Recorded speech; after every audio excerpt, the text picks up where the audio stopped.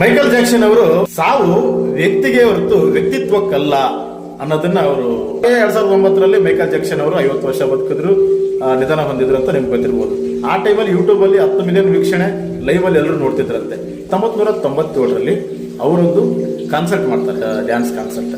ಅದು ಮಾಡಿದ್ಮೇಲೆ ಅವರ ತಂಡದಲ್ಲಿರುವಂತ ಒಬ್ಬ ವ್ಯಕ್ತಿ ಅಂದ್ರೆ ಸಾಕ್ಸ್ ಅಂತೀವಲ್ಲ, ಆ ಸಾಕ್ಸ್ ನ ಅವ್ರ ಕಡೆ ಸೇಫ್ ಆಗಿ ಇಟ್ಕೊಂಡಿದ್ರಂತೆ. ಬರೋಬ್ಬರಿ 7.70 ಲಕ್ಷಕ್ಕೆ ರೂಪಾಯಿಗೆ ಖರೀದಿ ಆಗಿದೆ ಅಂತ. ಮೈಕಲ್ ಜಾಕ್ಸನ್ ಅವರು ಧರಿಸಿದಂತ ಟೋಪಿಗೆ 2023ರಲ್ಲಿ ಪ್ಯಾರಿಸ್ ನಲ್ಲಿ 70 ಲಕ್ಷಕ್ಕೆ ಹರಾಜಾಗಿದೆ ಅಂತ.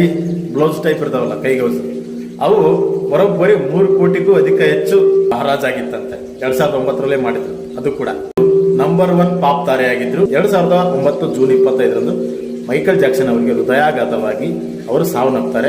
ಶಸ್ತ್ರ ಚಿಕಿತ್ಸೆ ಅನ್ನೋದೇನು ಮಾಡಿಸ್ಕೊಂಡ್ರಲ್ಲ, ಅದೊಂದು ಆಗ್ಬಾರ್ದಾಗಿತ್ತು. ಅದೊಂದು ಆಗಿರ್ಲಿಲ್ಲ ಅಂತಿದ್ರೆ ಅದೇ ಕಲರ್ ಇದ್ರೂ ಪರವಾಗಿರ್ಲಿಲ್ಲ, ಅದು ಬೇರೆನೇ ಇರ್ತಿತ್ತು.